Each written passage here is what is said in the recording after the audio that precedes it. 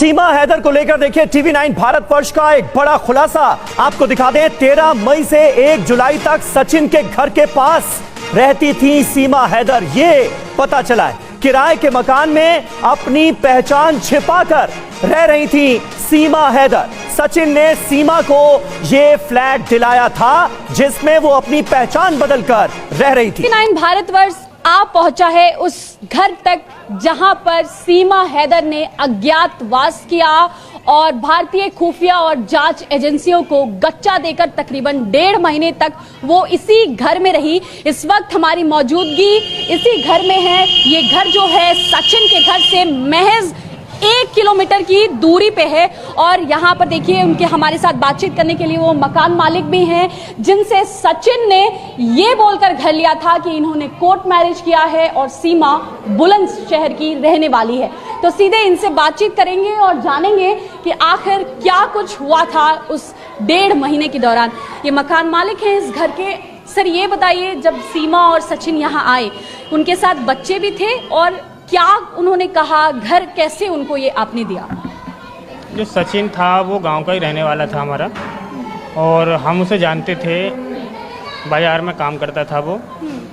मैंने उससे पूछा था भाई कैसे कैसे शादी की तैने, तो बोला कि नो कि मैंने इससे कोर्ट मैरिज की है, इसके माँ बाप तो है नहीं, इसका एक भाई था और वो भी जो है इससे दूर ही दूर रहता है। इसकी जो शादी हुई थी वो पहले छूट गई थी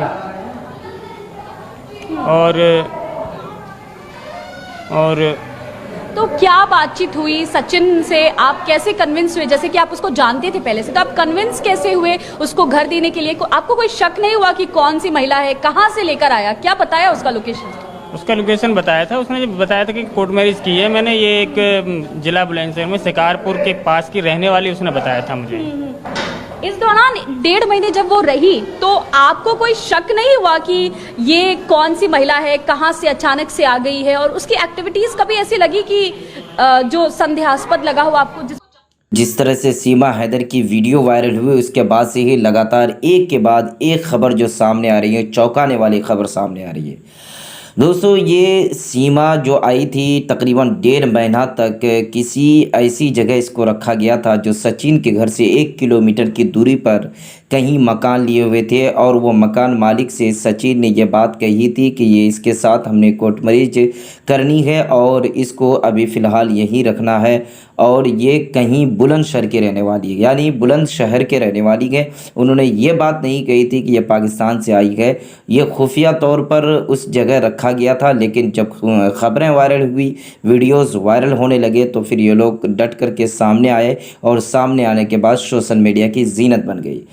दोस्तों, इस तरह के फंदे को अपनाना कहीं ना कहीं एक लेडी 4 बच्चों के साथ जो दुबई जाती है, दुबई के रास्ते फिर वो नेपाल आती है और नेपाल के रास्ते फिर इंडिया के अंदर प्रवेश करती है, फिर वहाँ से आने के बाद तकरीबन 1.5 महीने तक किसी मकान के अंदर रहती है खुफिया तौर पर, जो सचिन के घर से 1 किलोमीटर की दूरी है और मकान मालिक से झूठ बोलकर उसको रखवाया गया।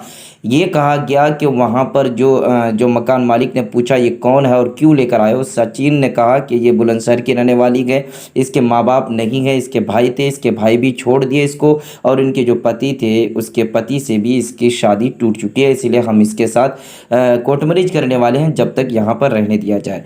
ये सारी चीज़ें जो निकल कर आ रही हैं, कहीं ना कहीं लोगों की शक और भी बढ़ती जा रही है। और दोस्तों, जिस तरह से खुफिया तौर पर इसको रखा गया था और कहीं ना कहीं ये इसी को लेकर कहीं ना कहीं इसी तरह से वह रहती, लेकिन जब सोशल मीडिया में ये खबर वायरल हुई तो उनको अरेस्ट भी होना पड़ा और अरेस्ट होने के बाद फिर वो ज़मानत से बाहर आई और बाहर आने के बाद फिर से सोशल मीडिया की ये जीनत बनने लगी।